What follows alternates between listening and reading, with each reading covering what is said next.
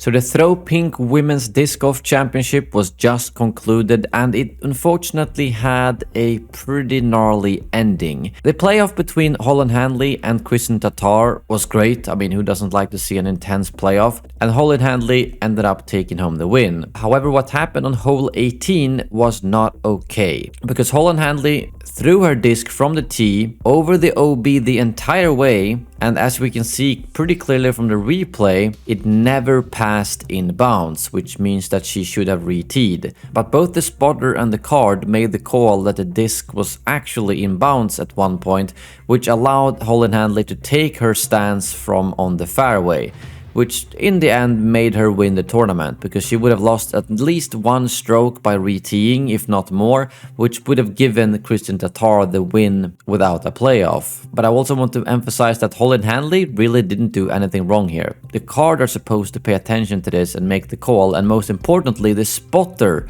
needs to see this kind of stuff. That's exactly what the spotter is there for, as they're not allowed to use any video footage when deciding on this call. And I also thought it was weird that when the commentators called up Nate Perkins, he said that they didn't even have a discussion on the card about this at all. Holyn Handley basically asked, "Oh, can I take my lie here?" And they just said yes. That's about it. No discussion, no question about it. And I mean, considering how close the disc was to the OB line, I can understand that it was hard to see from the tee, but I think a discussion should have at least been brought up. But in the end, I think the biggest problem here was the spotter, as he had the absolute best position to see this and ended up basically changing the outcome of the tournament.